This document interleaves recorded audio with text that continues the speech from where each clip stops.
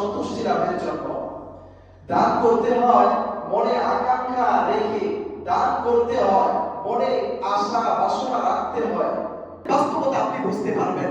পৃথিবীর বহু মানুষ অর্থ সম্পদ অনেক আছে, দেখেন না আপনি হাসপাতালের বিছানায় পড়ে আছে, সে চাইলেও সে টাকা অর্থ সম্পদ সে পরিপূর্ণভাবে নিজের মতো খরচ করতে পারছে না। আল্লাহ তো আপনাকে দিয়েছে, এই নিয়ামতের শুকরিয়া আদায় আপনি কিভাবে করবেন?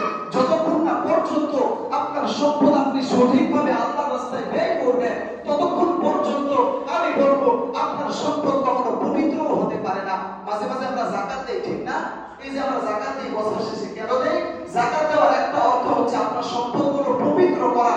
তার মানে হচ্ছে আপনি অঢল সম্পদের মালিক হয়েছেন, এই সম্পদগুলো একটা সময় অপবিত্র হয়ে যায়, যাকাত দিবেন, যাকাত দিলে আপনার এই সম্পদ আবার পরিপূর্ণভাবে পবিত্র হয়ে যায়। এজন্য বারবার আহ্বান করব, আসেন আপনি বেশি বেশি দান করেন। মসজিদে দান করলে আপনি আগে যা দান করেছেন, আজকের আলোচনা বা সাহাবীদের আমলের প্রতিযোগিতা শোনার পর থেকে আমি আশাবাদী বা আমি আশা রাখবো আজকের পর থেকে মসজিদে আগে দিতেন 2 টাকা, এখন 4 টাকা দিবেন তো ইনশাআল্লাহ।